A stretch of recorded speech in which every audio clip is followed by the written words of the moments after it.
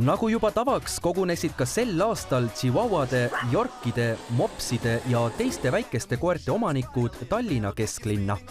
Loomulikult võeti kaasa ka oma 4-jalgsed hoolealused.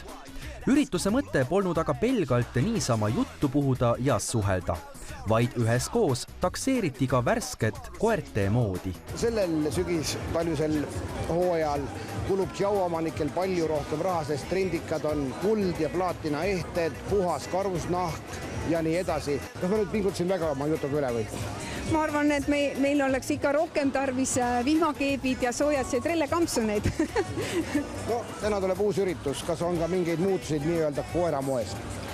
No, moes on kindlasti kõik asjalikud rõivad koertele, et blink-blink sobib võib-olla siseruumitesse ainult.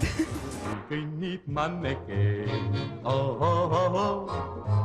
see kaunis manneke, Koermodellid esitlesid sooja kampsuneid ja muud vajalikku pudi-padi. Väikeste koerte jaoks väga oluline riietusese on aga ka vihmakeep. Aknast välja vaadates saate vast isegi aru, et üks korralik keep muudab ka sellise koerailma nautimise üsna talutavaks. Ma igapäevaselt teen inimestele vihmamantleid ja minu teele on sattunud inimesed, kes on öelnud, et nende koerad vajavad vihmamantlit.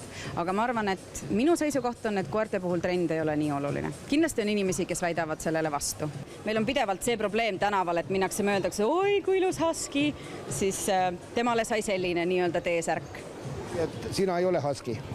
Ma ei ole vist husky. Muidugi ei ole.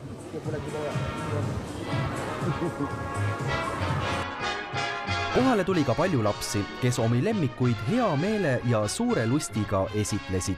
Väikesed koeraomanikud olid oma kutsadest väga vaimustuses. Mu ema tahtis koera ja siis talle lemmiktõug oli Mops. No, oli see nüüd ikka emme tahe või sina käisid peale? No mina ka. Aga mille pärast just Mops?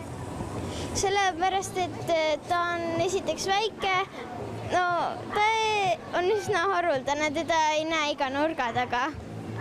Ja ta on väga vägev mürakaru. Ja. Väiksed on nii nunnud, neid on nagu kergem igale poole kaasa võtta, et Labradoris ei võta igale poole kaasa ja ei saa igale pool käia. Aga mulle meeldib hästi palju nagu koertega ringi käia. MTÜ Auh inimesed tegelevad eeskätt heategevusega.